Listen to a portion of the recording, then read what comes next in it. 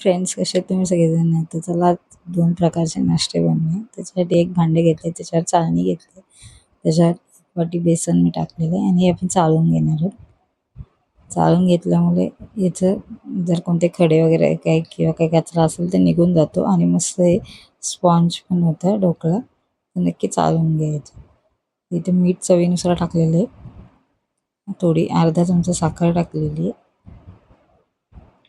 आणि याच्यामध्ये आता थोडीशी पाव चमचाच्यापेक्षा थोडी हळद टाकलेली आहे. थोडी हळद कमीच टाका, नाही तर मग कसं लालसर होतो. तर इथे आपण ढोकळा बनवणार आहे, तो पण झटपट असा. आणि हे बघा सगळं मी मिश्रण मिक्स केलेलं आहे आणि याच्यामध्ये 1 चमचा तेल टाकलेलं आहे. इथे दही वगैरे काही टाकणार नाही आणि मस्त असं पटकन आपला ढोकळा रेडी होऊन जाईल. ह्या पद्धतीने नक्की बनवून बघा, मस्तपैकी रेडी होतं. तर मी अर्धी वाटी पाणी टाकलेलं आहे आणि हे सर्व मिश्रण पूर्ण मिक्स करून घेते. असं सगळ्या गुठल्या वगैरे फोडून घ्यायचं. हे बघा सर्व गुठल्या फोडून घेणे, मस्त मिश्रण फेटून घे. त्याच्यामुळे एकदम मस्त अशी हवा. हे मिश्रण आपलं फेटते तोपर्यंत आपण पाणी गरम करून ठेवा. म्हणजे कसं ढोकळ्याचं लगेच मिश्रण त्याच्यामध्ये टाकून आपण उकळण्यासाठी ठेवू शकतो. तर इथे मी एका छोट्या प्लेटला तेल लावून घेतलेलं आहे आणि पाणी उकळायला पण ठेवून दिलेलं आहे. याच्यामध्ये बघा 1 इनो पॅकेट टाकलं. किंवा इनो पॅकेट नसेल तर सोडा टाकला तरी होईल. एक फक्त थोडंसं इनो ॲक्टिव्ह होण्यासाठी मी पाणी टाकलं आहे आणि बघा पटकन मिश्रण मिक्स करून घ्या. मस्त फुलून आले वरती बघा.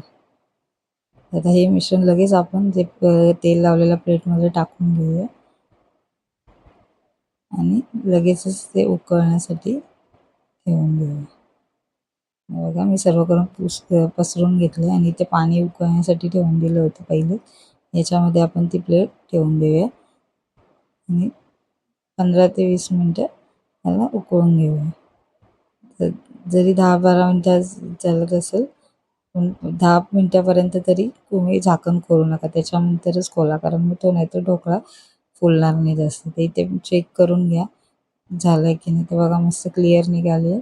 तर मी आता काढून थंड करून घेतलं आणि याला कट करून घेतलं.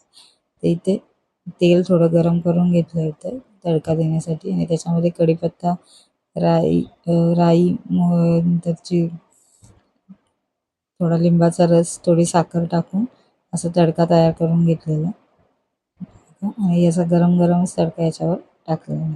थोडंसं तुम्ही पाणी पण ॲड करू शकता.